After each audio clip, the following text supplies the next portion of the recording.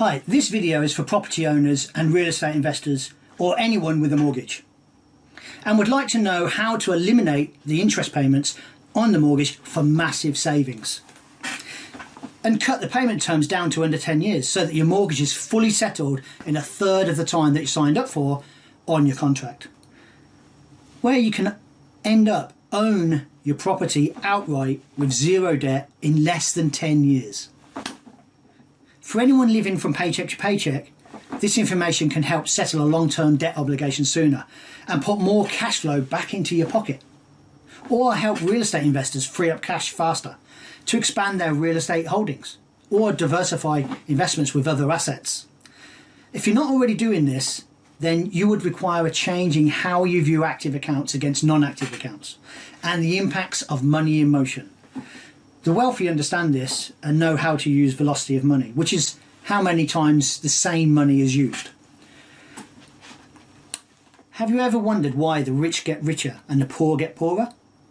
The answer is financial literacy. The cost of ignorance is spending more on transaction fees, running up bigger debts, incurring higher interest rates on loans, borrowing more and saving less. Many still view cash as king. However, as we're living with a debt-based monetary system, my view is that credit is king.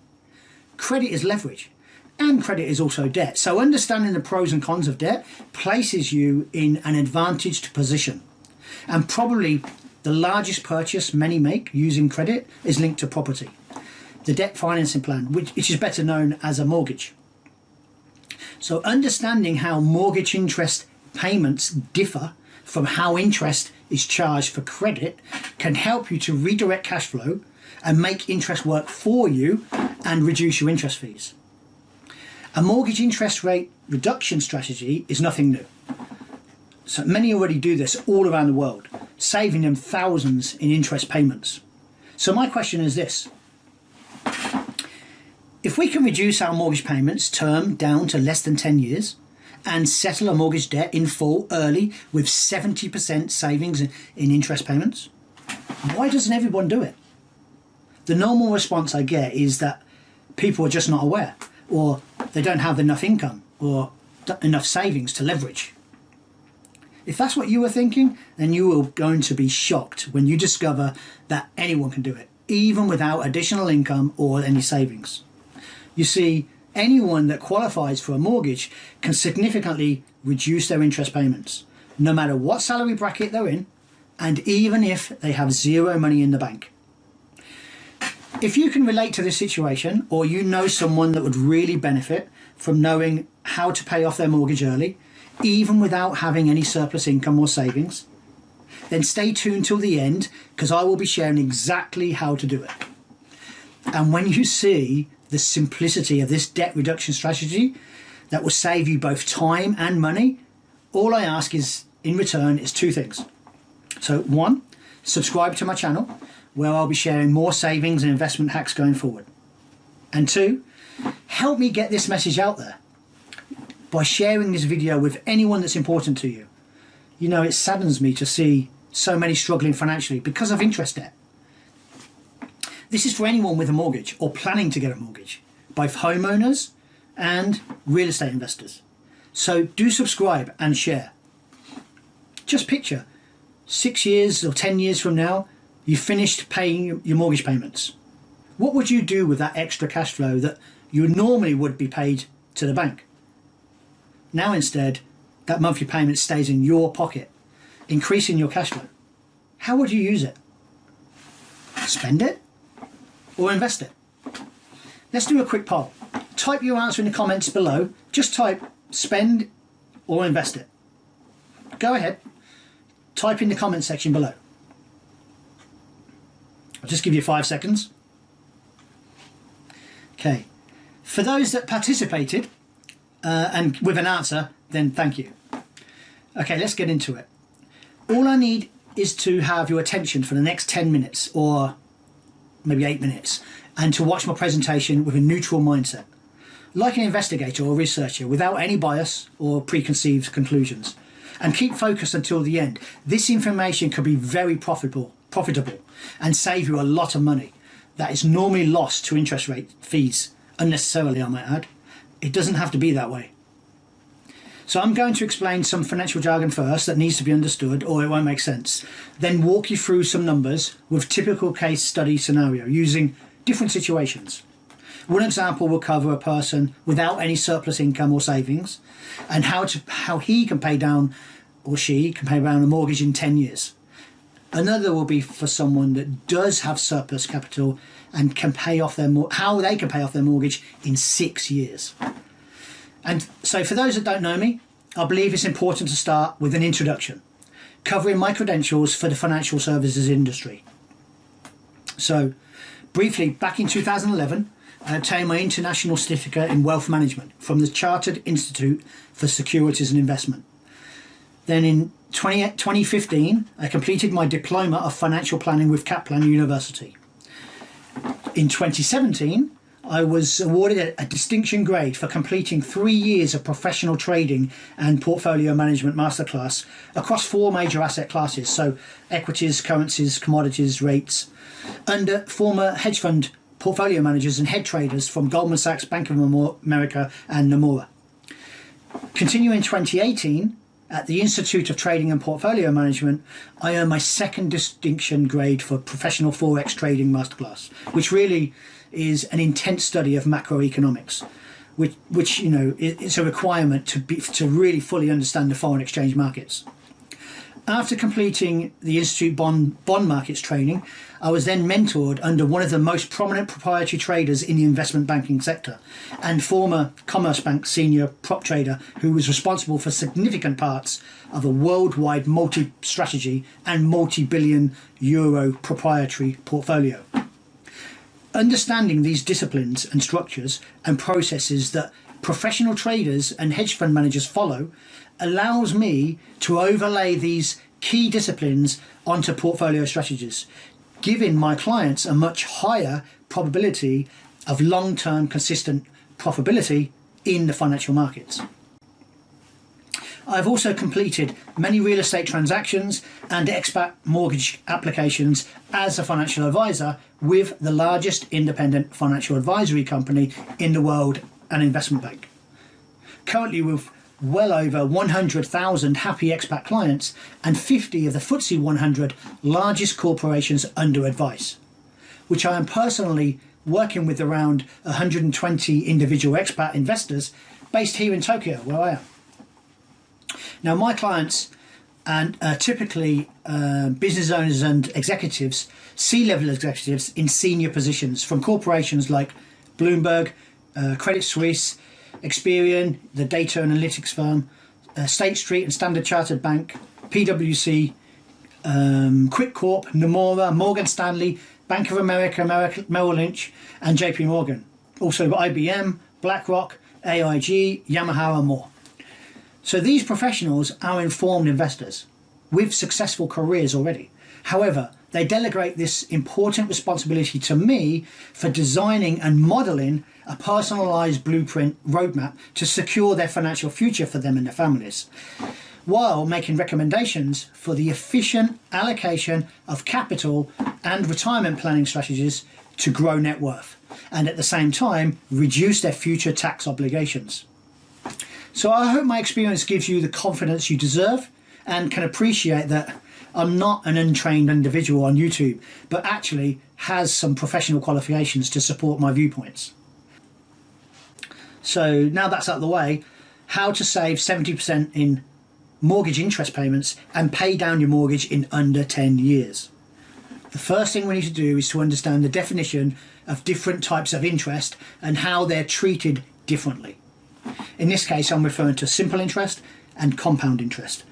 Then how they're applied across amortized loans, got to learn how to say that, balloon loans and revolving debt.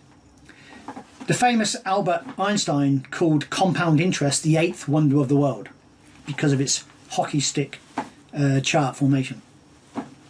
Simple interest is determined by multiplying the daily interest rate by the principal by the number of days passed between the payments.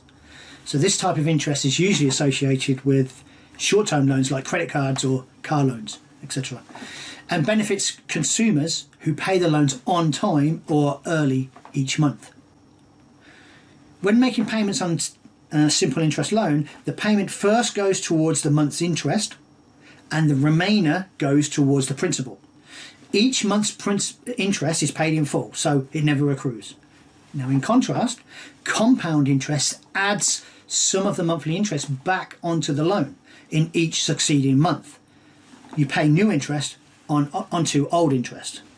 For example, with simple interest, using simple interest, if you pay monthly payments precisely on the due date, the finance company calculates your interest on the full number of days in the month.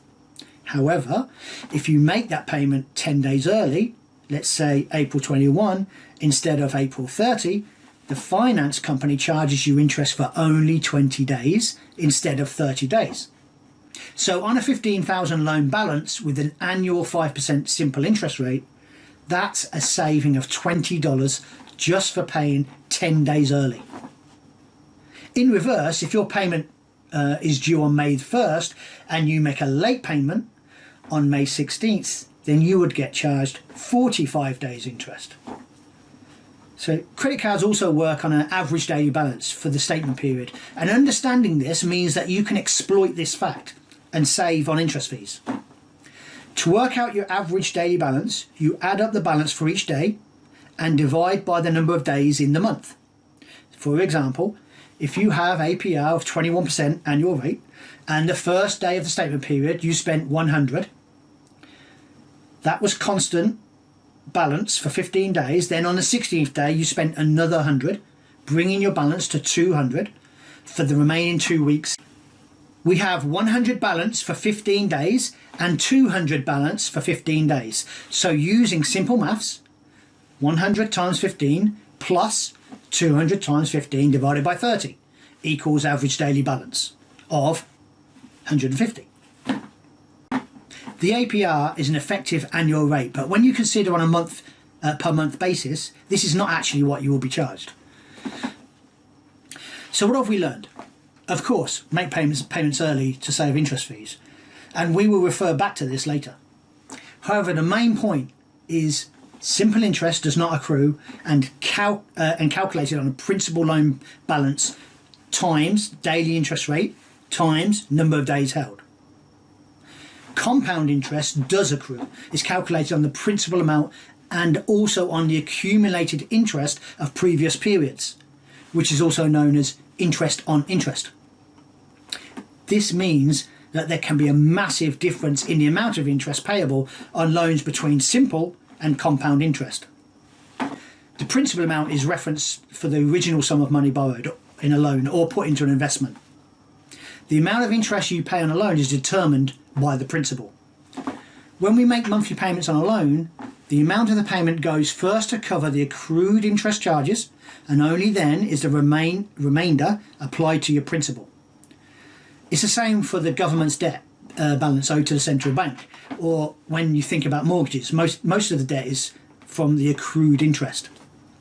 Paying down the principal of the loan is the only way to reduce the amount of interest that accrues each month. So now you might ask, how do we do that on my salary, or with all the living expenses I need to pay for my family? That's where it gets interesting. See what I did there? Interesting. First, let's cover two common types of mortgages: interest-only payments and capital repayment, which is interest and principal paid down. Let's assume an expat property investor is purchasing a buy-to-let property in the UK. Okay, so investment real estate requires a 30% deposit to qualify for a 70% LTV, loan to value. If the property is 300,000, we deduct 30% deposit, 90,000. That leaves us with 210,000 to be financed, which of course would be paid by the rent income produced. Now we have a 210,000 mortgage. An interest-only payment plan would offer a lower monthly payment, and then you have to pay the mortgage balance at the end or when you sell it. A capital repayment is where a portion of your payment goes towards the interest and a portion goes towards paying down your principal balance with each payment. So over 25 years term at 4%, payments for an interest-only plan are $700 per month. And a principal and interest payments plan will be $1,108 per month. Note that the interest portion on both plans are the same at £700 per month. However, it does reduce by about £1 per month on the capital repayment plan as the principal balance lowers slightly each month. So if I can visually show, I've drawn this out. So look, so here we go. This is your payment, £1,108 per month on a £210,000 mortgage. Of that 1,108, 700 would be your interest payment, and your interest would then be coming down over the 25-year term. Out of that 1,108, only £408 of it, if we're talking pounds, is actually paying off your principal. So you can see it takes some time, probably less than 12 years, but I think it's around 8 years, where your principal actually ends up being more contribution from your payment going towards your payment, your debt pay down. It takes about 8 years before that crossover actually happens. So you can see most of it is interest. So at the end of the 25-year term, you've paid 122,000 in interest just to pay back a principal amount of 210,000. So you add it together, that's 333,000. But we'll get into this more, and I'll show you on a calculator. So let's look at a mortgage calculator for the capital repayment plan using that example of 1,108 per month over 25 years. Okay, here we are. So we're welcome to the computer screen. We've got this calculator, this online mortgage calculator. It's called Cal's Mortgage Calculator. I'll put the link in the comments section below for your interest, so then you can use your own numbers and play around with it. So let me just walk you through it. So here we have the principal. So I've put in there 210,000, which just slide that along. You see it adjusts as you make it adjust it. Then I've put in here interest at 4. Again, you just slide that along to change that number. So I've put 4%. 25 years. There you go. You change that term again. But let's just using the exact example to be consistent. And then your start month, you can choose start year, etc. So here's a summary of all of that data, or the inputs. So property value, I've put 210,000, interest rate at 4%, and term over 25 years, which gives you a payment, a monthly payment of 1,108 to pay each month. Start date, end date, 25 years. This would be your total interest you pay for this term. So 122,537. That may not surprise you. That's what people normally expect to pay for an amortized long-term mortgage. So your total payments of 1,108 come to 332,000 for that time frame. Now, our objective here is to reduce this interest part. So firstly, let's just get into the normal way of reducing that, which is additional payments on top of your mortgage. So I'm going to demonstrate what an impact a small amount makes. So here we've got denominations of monthly, semi-annual, annual and one time. So let's start off with a one-time payment. So as I put in figures here, this data, this number will change. So note there, it's 25 years, your interest is 122. So if I plug in here, look, $1 or £1, you can see £1 actually is a saving of £1.70. Not much, but make that 10. So £10 is a saving of £17 and 5 pence. So again, nothing to brag about. Let's make it 100. And then you go. You can see the more I put in, the more it's going to save. So £100 is actually saving £170. That £170 comes off of your interest, and obviously your 100 comes off of your principal. So now we're making it 1,000. So this is a one-time payment of £1,000, an additional payment on top of your normal monthly payment, just one time, saves you £1,697.84. That also reduces your term by 2 months. Look, so that's the impact of just a single 1,000 deposit. But as long as it goes to your principal pay down. So whenever you make additional payments, please make sure it's being allocated to your principal pay down, because if it goes to a normal payment, it'll just go to interest, which won't effectively save you much.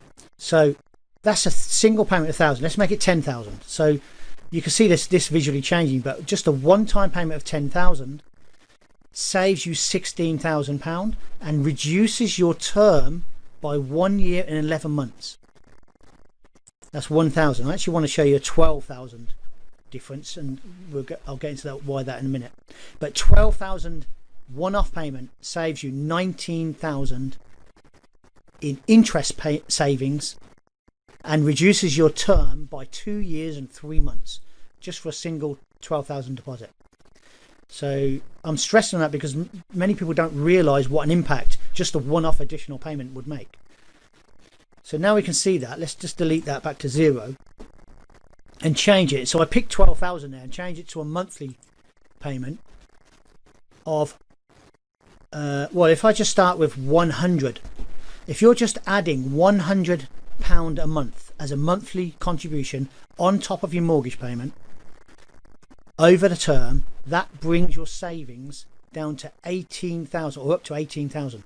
So you're going to save 18,000 knocked off of your interest payments because you're adding £100 a month additional contribution towards your monthly payment. And notice here what it does to your term. It brings your term down to 21 years and 9 months. Remember, it was a 25-year term.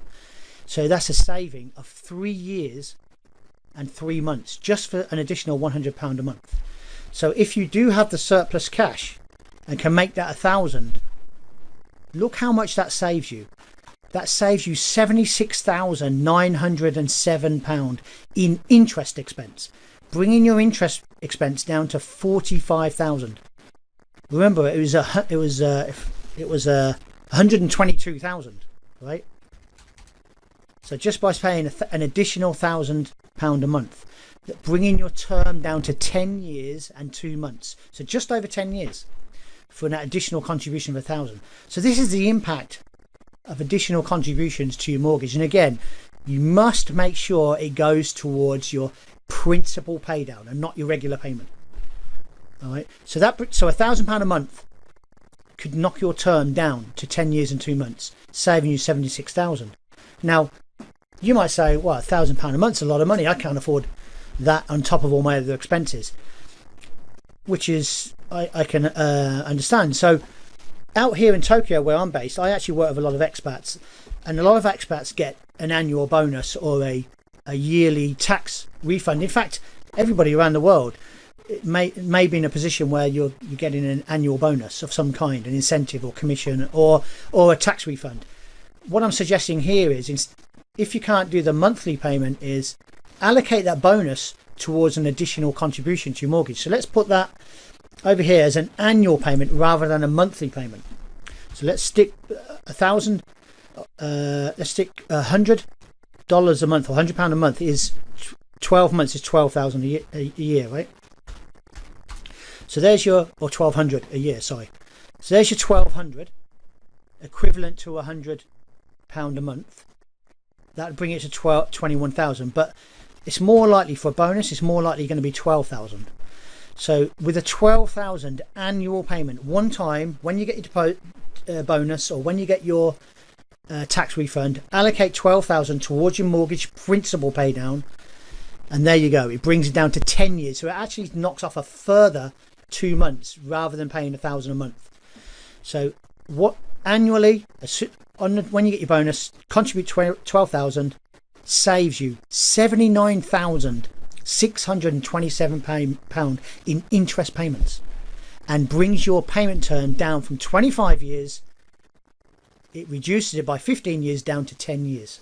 So this is how you can pay off your mortgage in 10 years if you've got some kind of bonus or annual amount equaling 12,000, and can put that onto your as additional payment once a year. Now, if you're in a position where you could do that twice a year, then let me just show you what happens. So this is a semi-annual payment, so an additional contribution twice a year of 12,000. Look at that. Your mortgage is paid off in 6 years and 1 month. That's amazing, right? 6 years and 1 month. So it's a reduction of 18 years and 11 months, saving you $95,660 in interest payments just for this additional contribution. And again, as long as it is allocated to the principal pay down and not towards your regular payment. This is what you must make clear if you're going to do this. So there's a massive saving there, clearly. and of course we would all want to be in that position. Now, some people don't have that additional cash flow or that surplus money to be able to do it. So remember, I said in the beginning, anyone can do this even without the additional surplus. So what I'm going to show you next is how to achieve this semi-annual payment without having any cash in your bank. So let me just bring in now and again, before I go into that presentation, I will put the link to this calculator in the comment section below so that you can plug in your own numbers and play around with it and just use it. It's a very good tool. In fact, if I've got my phone here, they've also got an app as well. So on your app, look, using the same, I've put the same numbers on the app. I don't know if you can see that. So on here you can see the same summary details and same app. So you can either do it on your app on the phone, it's a free app, or you can do it online with the internet version, which I'm using now. So let me just bring over my final part of the presentation for those without this surplus cash flow to achieve the same result in a different way. Right, here we are again. This is the really interesting part, and it's going to bring it all together about why was I talking about credit cards earlier, why was I declaring that or stating that anybody can do this even without additional cash in the bank. Well, this is it. This is where you're going to learn all of that. So pay attention, focus, turn off your phone and listen intense. Okay, so the typical cash flow of a normal working person is this. So we receive our income, it gets paid into a bank, and this is the same for most people. We have our expenses, our living expenses and our regular bills that we pay, and then whatever's left is left in the bank as savings.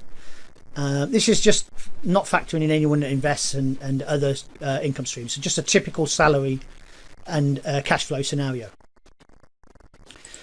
So okay, so here's your family using the numbers that I've spoke about with using the Carl's mortgage calculator. Again, the typical cash flow scenario. So on this person, I'm relating to a person that earns $60,000 a year, or it could be £60,000 or whatever currency that you're thinking or operating. So 60,000 a year is 5,000 a month. That would be paid into the bank, as you know, typically. This particular family has a 15,000 credit line. That could be on a credit card, or it could be a home equity line of credit known as a HELOC loan, or some kind of credit line, but I'll just use credit card as an example. He has on this property he owns, his mortgage payment is the $1,008 per month as a mortgage payment, and to pay this 12,000 balance he has on his credit card, his monthly payment is $600 a month. His normal other additional or her additional living costs are coming to $1,980. Now I've just used that number as an average and to round off the numbers. So again, you could work this out using your own numbers and make it relevant to you. So out of a 5,000 salary net of any taxes, this is what is actually being paid into his bank. After paying his $600 a month credit card, it's $1,008 mortgage, his other living costs, he's left with $1,400 that's usually saved in the bank. Okay, so that's the setup I'm talking about. Now, his mortgage balance, all I've added here, this is his salary, which I just went through, his line of credit, his $1,000 a month for his mortgage, his $600 for his credit card, his living expenses, and his $1,400. So exactly the same as I just went over, but I've added in here the balance debt of his mortgage. So he's got a $200,000 mortgage over 25 years in this example. In actual fact, I think I used 210 in the other example, but for this example it comes at 4% fixed interest. It would be $1,008 a month and change, so 1,000.45 or something. So there you go, that's the scenario. Now, to achieve this, all I'm talking about is changing just two dynamics of this typical cash flow structure. So instead of allowing the money to be deposited to the bank or paying to the bank, all I'm going to do is going to skip this step. And by skipping this step, what I'm saying is pay your salary direct to your line of credit. Okay, so I'll say it again. So instead of set your salary being deposited straight into your bank, instead your entire month's salary, put it towards your line of credit. Now you might think that's a little crazy, but hear me out and follow this step through and you'll see the logic of that. So there we go. That's just to demonstrate the movement. That's the one change at the moment. So this was before the normal typical structure. And then this is after. So the change is this. Instead of paying to your bank, you pay to your line of credit.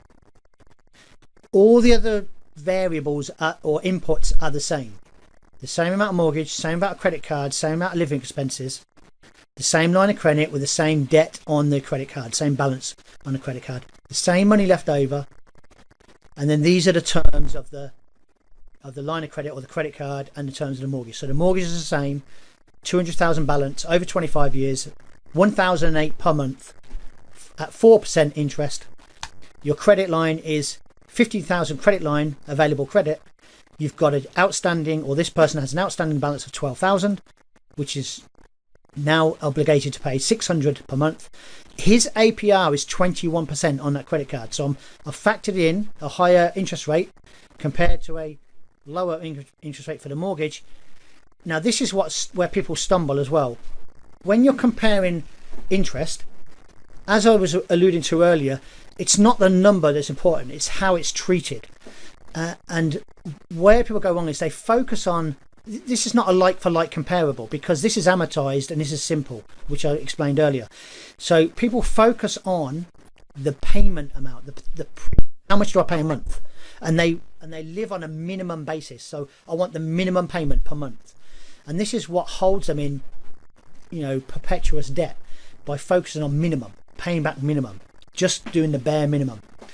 Whereas what you're going to see now, it's a big difference if you change that thinking. So, and remember, on a credit card or line of credit, the interest is calculated on the average daily balance. So when you pay a mortgage payment, it doesn't matter in the month when you pay it. You can pay at the beginning of the month or the end of the month. It makes no difference to your interest being charged. But on a credit card, it does, or a line of credit, it does. So if for most of the month you had zero balance, then you had a balance at the end. You've only got one day holding that balance. You've got 1 day. Your average daily balance is being a lot lower than holding it for the entire month. Also, it's revolving credit instead of fixed. So revolving means you can reuse that money, that credit line. So you could pay back the credit and then reuse it. So it's revolving, just as it explains.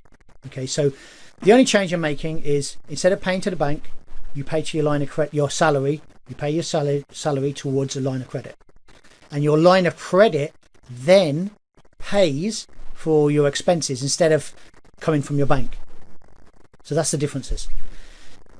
So as you go through it, because it's going directly to your credit card, for example, then obviously you don't need to worry about that. It's already automatically taken care of because you're not paying 600. You're actually contributing 5,000, and then from that 5,000, you pay your 1,000 mortgage and your 1,980 or £2,000 living expenses, and that again would leave you with actually the 1,400 plus the 600 because you've already knocked that off the list. Okay, does that make sense? Well, let me show you that visually, that it'll be easier to follow. So here's your starting with your 12,000 balance on your credit line.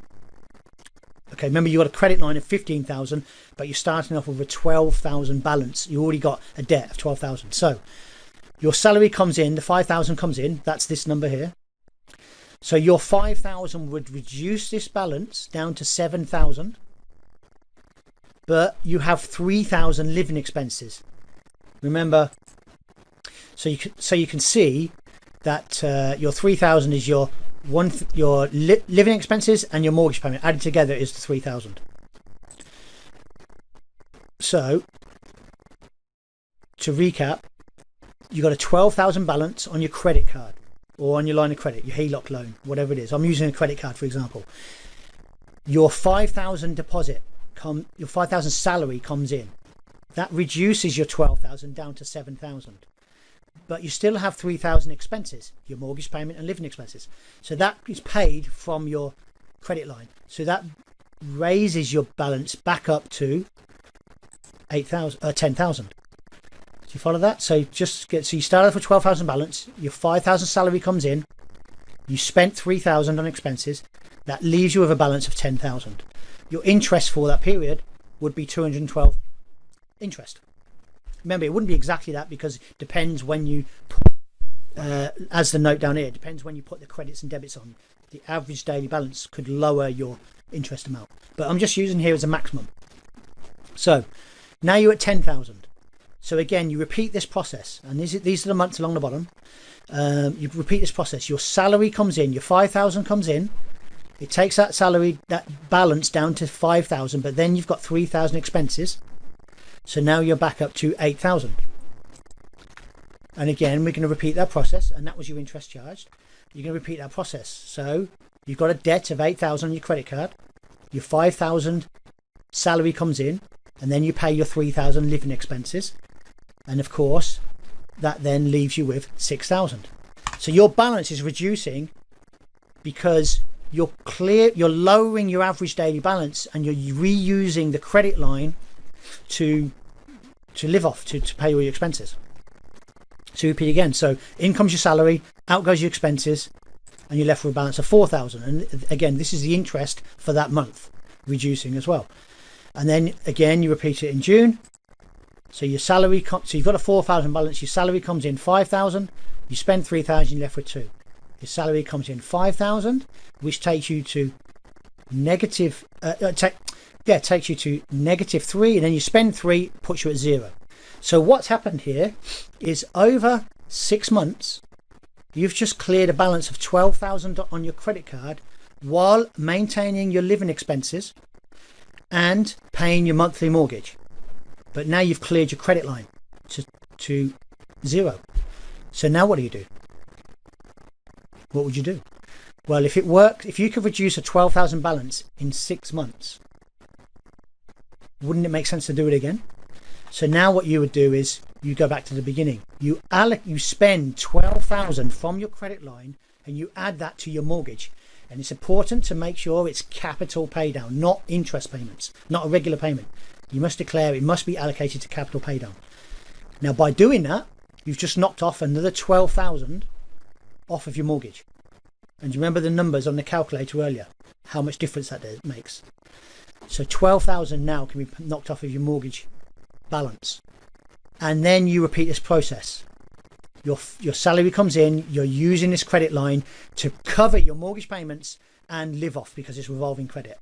Repeat that for 6 months. This means if you've got access to credit or a credit line in some form, whether you can do it on a credit card or a home equity line of credit, a HELOC for example, or some form of revolving credit which is billed in a simple interest method, you could use this process twice a year with a 12,000 balance, 12,000 debt.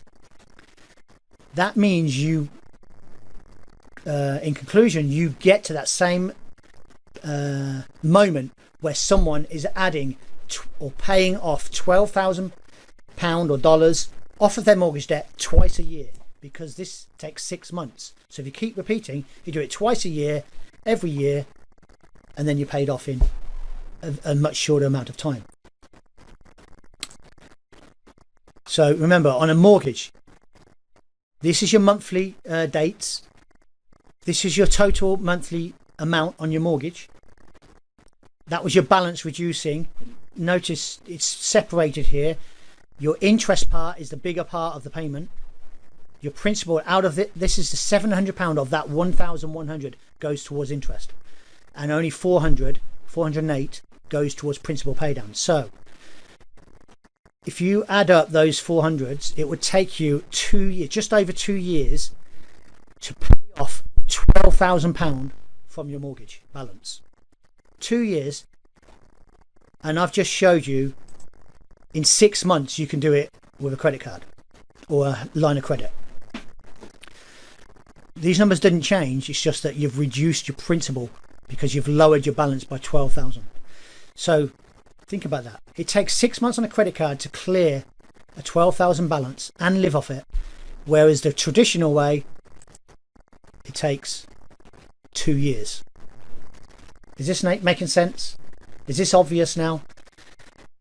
This puts you in a real good position if you can just reallocate how your salary is paid and what vehicle you're using to pay your expenses. Okay, great. Thank you for those that stuck around. Thank you for following the process all the way through.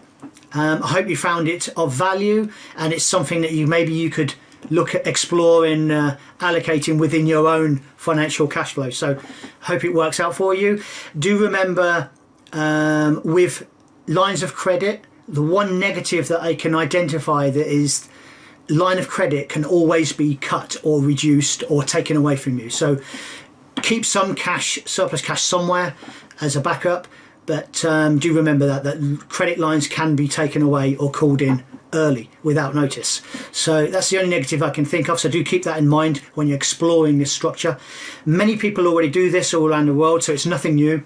All this is really about is just refocusing our mind and just looking at our cash flow differently. That's all it is. So good, please give me a thumbs up if you liked it. So in my next video, I'm planning on doing strategies around expanding or buying investment real estate and structuring them inside of an LLC. Because within an LLC, there's many advantages. There's tax advantages, significant tax advantages. There's liquidating advantages. So when you want to sell your property, it's actually much easier, much faster, and much more attractive to a buyer when they're buying it within a company structure, and I want to get into that. So and then other strategies around investment real estate. I'm going to put a link in the bottom to a ebook for a guide for expats who commonly find it difficult to raise finance for investment mortgages. We specialise in that, so look out for that ebook on mortgages for expats. That'll be in the comment section below. But apart from that, thank you again. Subscribe, like my video, share, and hopefully I look forward to seeing you in my next video.